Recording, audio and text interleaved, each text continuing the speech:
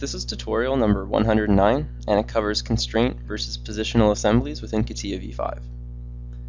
Now, what I'm going to do in this tutorial is I'm just going to give you a little bit of an intro to what we're going to be doing in the following tutorials, and kind of an intro to positional versus constraint assemblies in CATIA.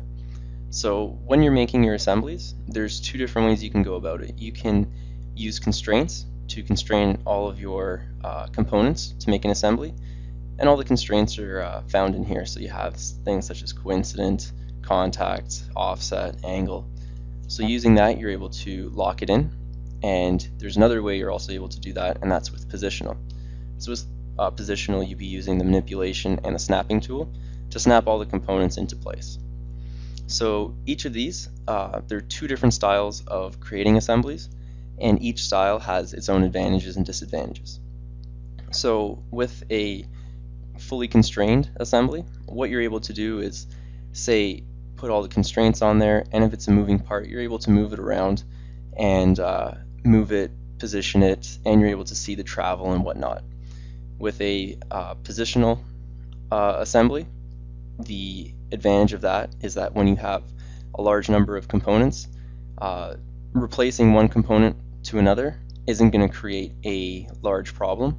So with the constraints though, as you have so many constraints relying on each other, when you replace a component, sometimes it's not going to fully replace from one to another, so you may run into problems with the constraints following from one move to another, so you're going to run into problems. So for larger assemblies, positional is really good, and with the fully constrained, it allows you to see the motion a lot easier and a lot quicker. You're still able to do it with a positional assembly, except that it takes a little bit more time to set it up and move it around.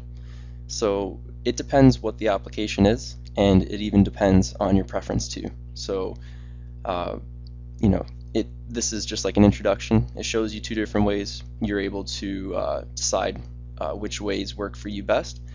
But in the next few tutorials, we're going to be going over all the constraint assembly features, and then we're going to go over the positional assembly features. Then from there, we're going to create the guitar, the entire assembly, using both of those types. So we're going to create the guitar with a positional assembly, and we're going to do it with a constrained assembly.